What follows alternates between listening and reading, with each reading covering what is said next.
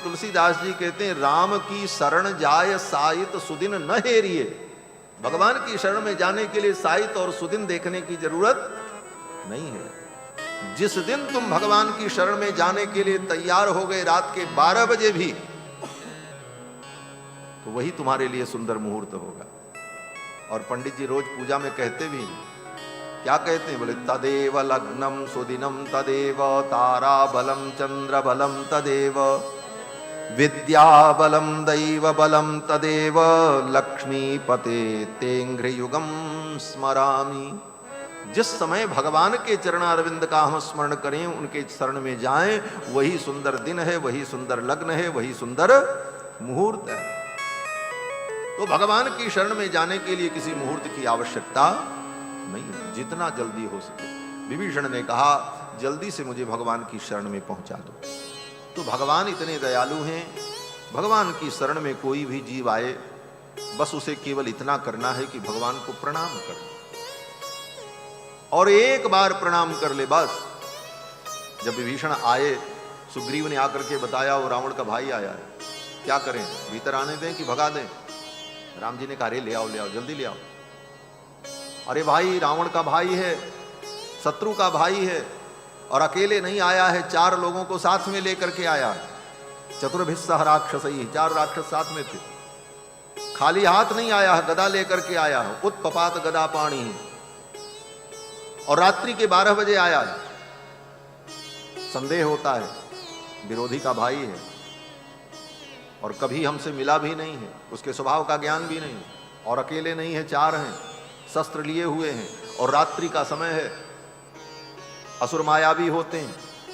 अगर हमारे दल में प्रवेश करके उसने कोई अनर्थ कर दिया तो बात बिगड़ जाएगी। सुग्रीव की सलाह बहुत अच्छी थी, राजनीतिक दृष्टि से सुग्रीव की सलाह ठीक थी, लेकिन राम जी तो शरणागत वत्सल है।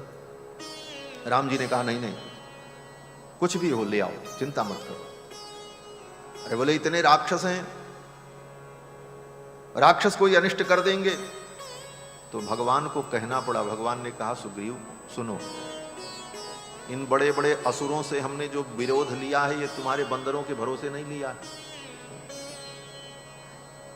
ये तुम्हारे बंदर हमारा सहयोग करेंगे, ये तो मेरी लीला है।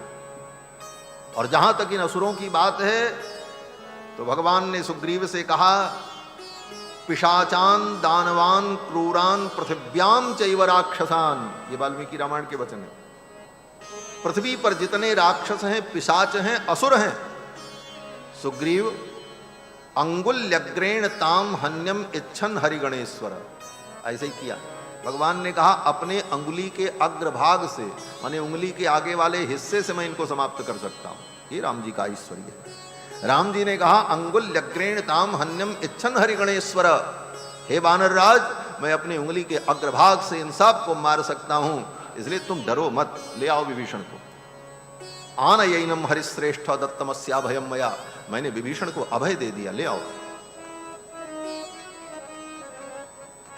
और विभीषण जी जब आते हैं तो भगवान ने यही कहा, एक बार सकृदेव प्रपन्नाय, एक बार अगर प्रपन्न होकर कोई कह दे कि हे प्रभु मैं आपका हूं, प्रणाम करके, भगवान कहते हैं बस इतने मात्र से मैं उसे स्वीकार कर लेता हूं।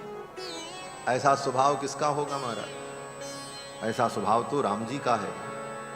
और ऐसे स्वभाव को सुनकर राम जी के चरणों में भक्ति नहीं हुई, मन में भगवान के प्रति प्रेम नहीं हुआ, तो गोस्वामी तुलसीदास जी कहते हैं, धिक्कार है तुमको, तुम्हारे लिए तो तुम तो मिट्टी खाओ, धूल खाओ, तुम्हारे लिए और कोई रास्ता नहीं है। सुन सीतापति सील सुभाहु, सुन सीतापति सील सुभाहु, सुन सीतापति सील सुभाहु। मोदिन मलि तन पुलक नयन जल, मोदिन मन तन पुलक नयन जल। सोनर खे हरि खाऊ,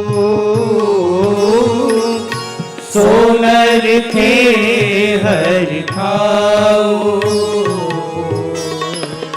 सुन सीतापति शील सुभाऊ, सुन सीतापति शील सुभाऊ, सुन सीतापति शील।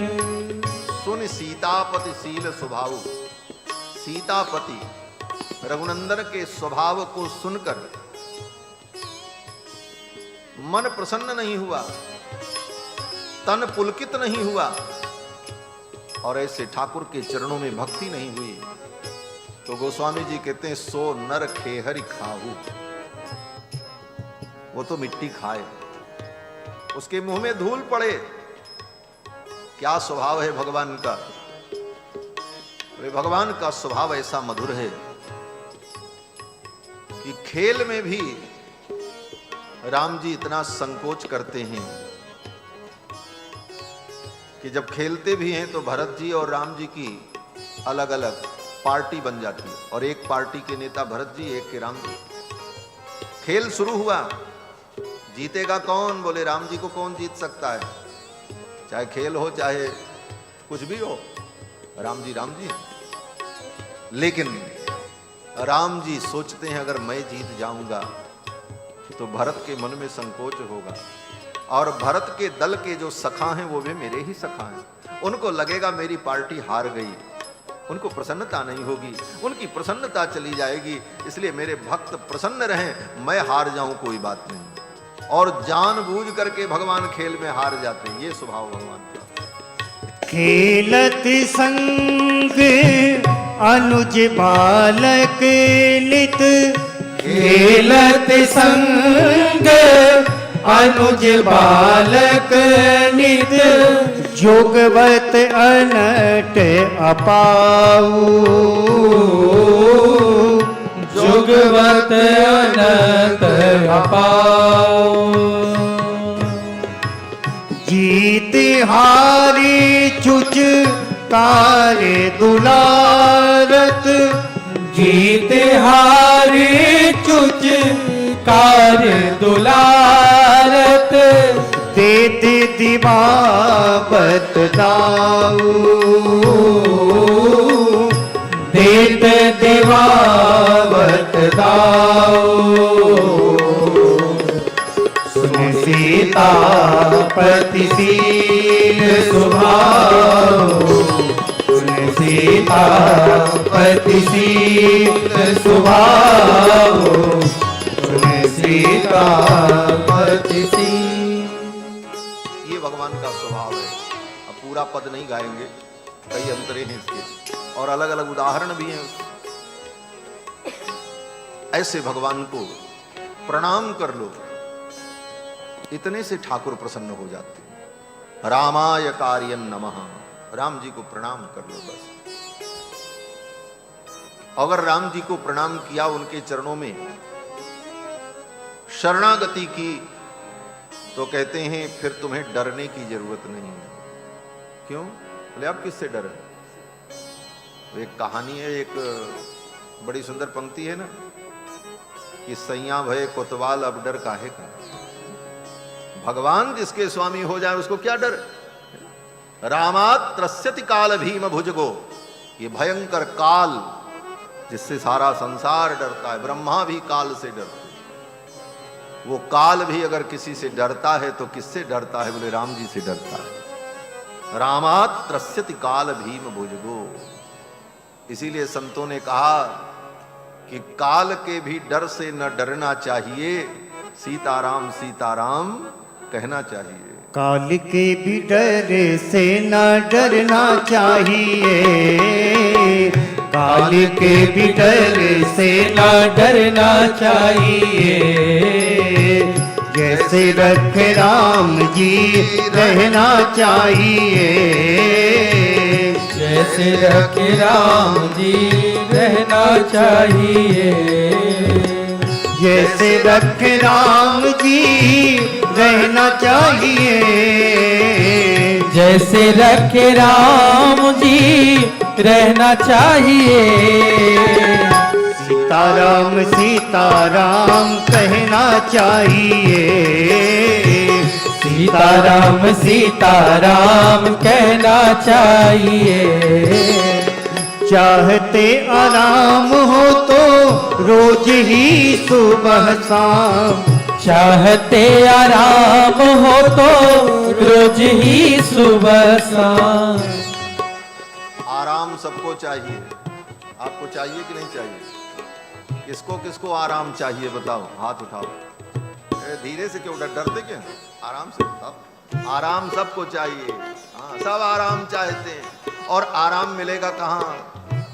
एक संत ने कहा, आराम की तलब है तो एक काम कर, आराम की तलब है तो एक काम कर, आराम की शरण में तू राम राम कर। ये आराम का मूल मंत्र है। चाहते आराम हो तो रोज ही सुबह शाम। चाहते आराम हो तो रोज ही सुबह शाम। सीताराम सीताराम कहना चाहिए। सीताराम सीताराम कहना चाहिए। जैसे रखे राम जी रहना चाहिए। जैसे रखे राम जी रहना चाहिए। अनुकूल प्रतिकूल दोनों ही कुलों के मध्य।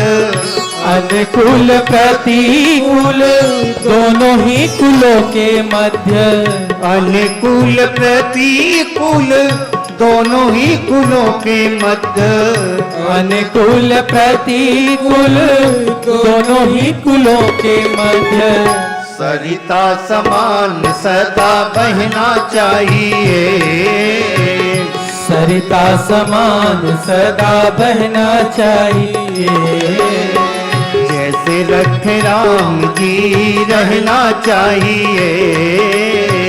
जैसे रखे राम जी रहना चाहिए। रहो सदा शान से भरोसे भगवान के। रहूं सदा शान से भरोसे भगवान के। रहो सदा शान से भरोसे भगवान के। रहूं सदा शान से भरोसे भगवान के। काल के भी डर से ना डरना चाहिए। काल के भी डर से ना डरना चाहिए। जैसे रखे राम जी रहना चाहिए। जैसे रखे राम जी रहना चाहिए। देह का ध्यास छोड़ ममता से मुख मोड़। देह का ध्यास छोड़ ममता से मुख मोड़े। देह का ध्यास छोड़ ममता से मुख मोड़। देह का अभ्यास छोड़ ममता से मुख मोड़े। होके मुक्त मही पे विचरना चाहिए। होके मुक्त वहीं पे विचरना चाहिए। जैसे रखे राम जी रहना चाहिए। जैसे रखे राम जी रहना चाहिए। रंग हो राजेश हो देश परदेश हो। रंग हो राजेश हो देश परदेश हो। रंग हो राजेश हो देश परदेश हो। रंग हो राजेश हो देश परदेश हो।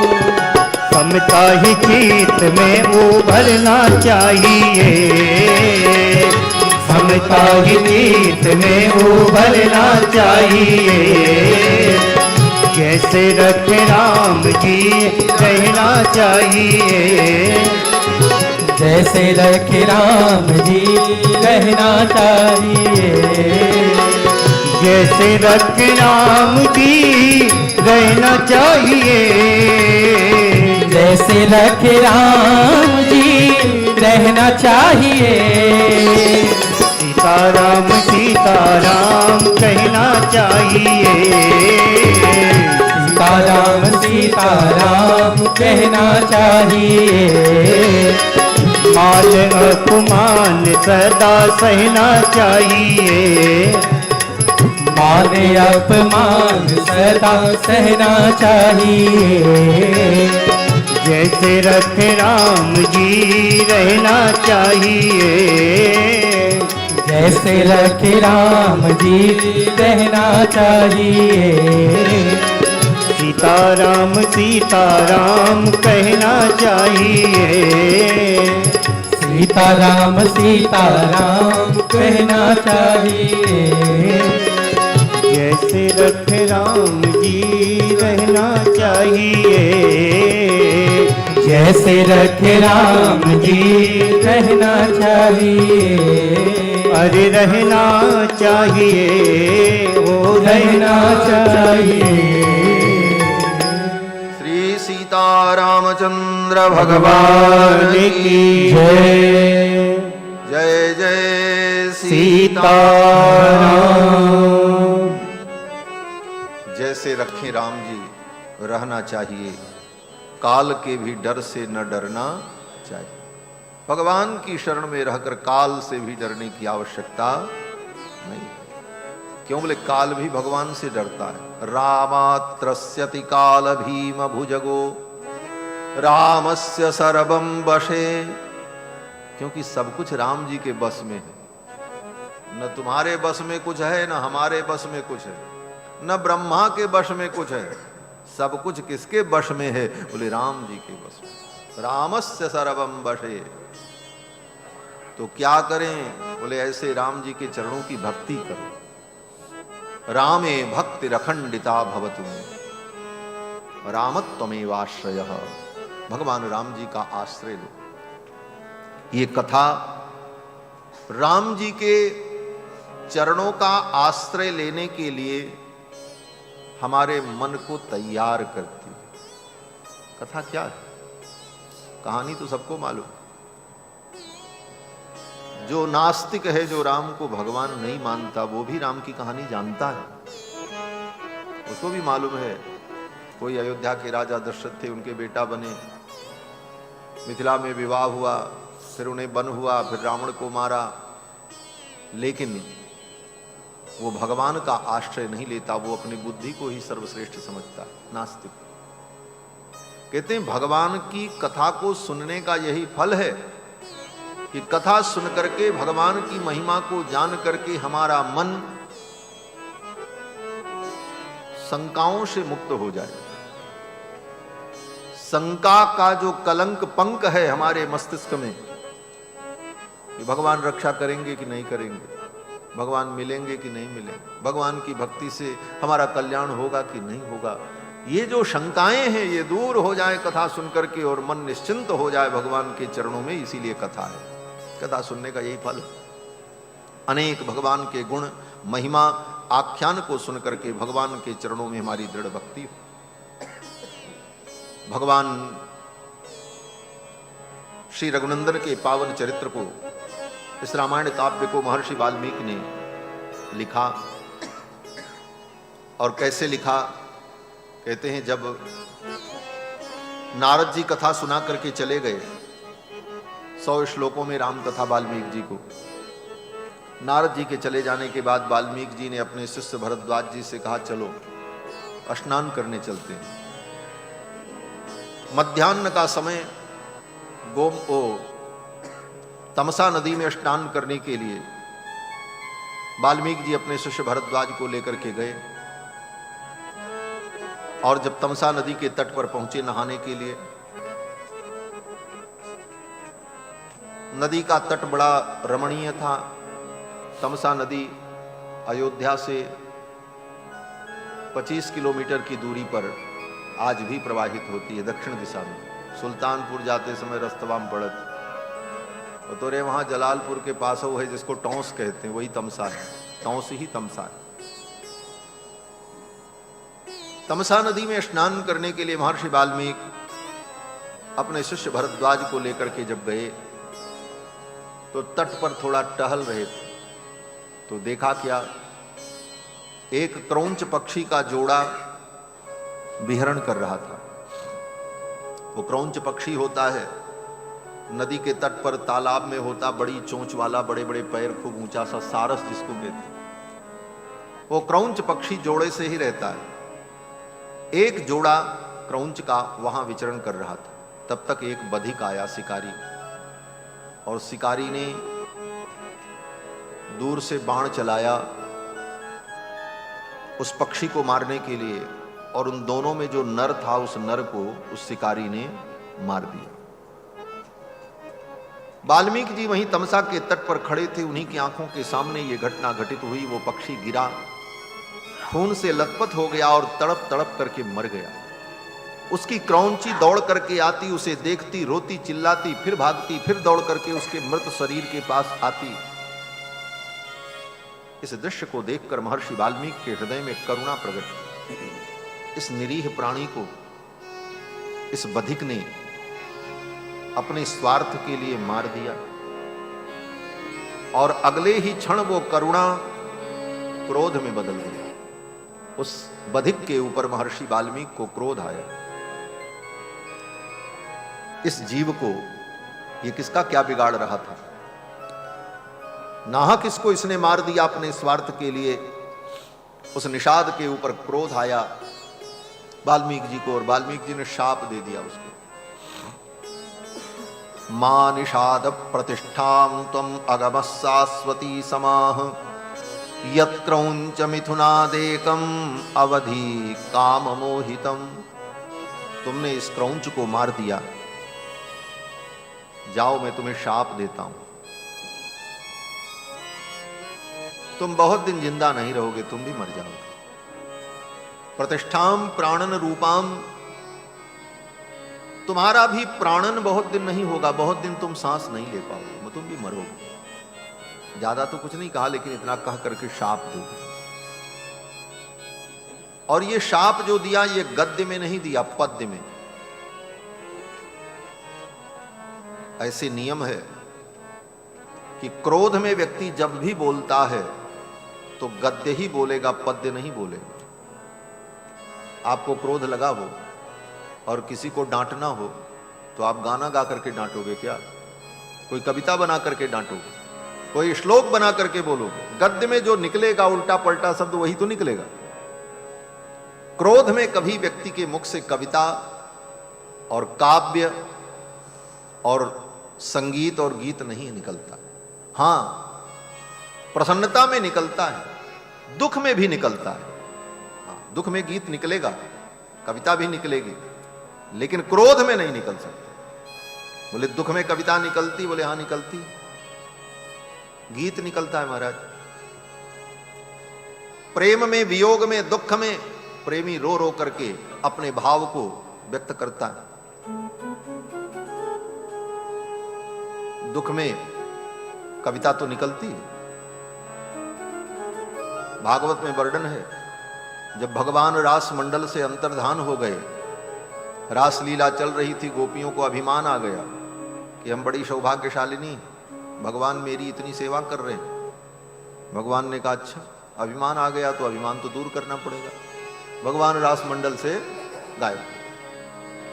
तासाम तत्सौभगमदं वीक्षमानं च केशवः, प्रशमाय प्रसादाय तत्रैवान्तरधीयत। भगवान अंतर्धान हो गए। अब गोपियां भगवान के वियोग में रोने लगी, दुखी हो गई। कहां गए श्याम सुंदर, कहां गए श्याम सुंदर? और रो रो करके गोपियों ने एक गीत गाया, रुरुदुः सुस्वरम राजन कृष्ण दर्शन लालसा। कृष्ण के दर्शन की लालसा से गोपियों ने रो करके एक गीत गाया, और जो गीत गाया उसका नाम गोपी गीत है। जयति तेधिकम जन्मना ब्रज, शयत इंदिरा सस्वदत्र ही, दयित दृश्यताम दिक्षुतावकाश, त्वयि धृता सवः त्वां विचिन्वते, 19 श्लोकों में गोपियों ने एक गीत गाया, 19 अंतरा है उसमें, समझो छोटा मोटा गीत नहीं। तो दुख में रो करके गीत तो गाया जा सकता है, प्रसन्नता में भी गीत निकलेगा, प्रेम में भी गीत निकलेगा। इसीलिए कहते हैं ना, हर दिल जो प्यार करेगा वो गाना गाएगा, गीत निकलेगा। लेकिन क्रोध में गाना निकले ऐसा तो हमने नहीं देखा। लेकिन वाल्मीकि महर्षि ने क्रोध में जब शाप दिया तो उनके मुख से श्लोक निकला, पंक्तियां निकली। ये साधारण घटना नहीं है, ये विश्व के प्रथम काव्य का बीज प्रकट हो रहा है। क्योंकि अभी तक धरती पर कोई काव्य नहीं था, कोई कविता नहीं थी। प्रथम काव्य प्रकट होने जा रहा है, रामायण काव्य, और वाल्मीकि के द्वारा होगा। इसलिए वाल्मीकि के मुख से क्रोध में भी कविता निकल गई। ये अद्वितीय घटना है। ऐसी घटना केवल एक बार हुई वाल्मीकि जी के समय में, उसके बाद आज तक नहीं हुई। ये आदि कवि के जीवन की घटना। शाप निकला लेकिन वो श्लोकबद्ध निकला, 32 अक्षर में, 4 चरण में, जिसको गाया जा सकता है। क्या बोले? मां निषाद प्रतिष्ठाम त्वम अगम शाश्वती समाह यत्रौंच मिथुनादेकम अवधि काम मोहितम। ये पंक्तियां प्रकट हुई वाल्मीकि के मुख से शाप के रूप में। शाप दे दिया वाल्मीकि जी ने, स्नान किया, चल पड़े अपनी कुटिया के लिए।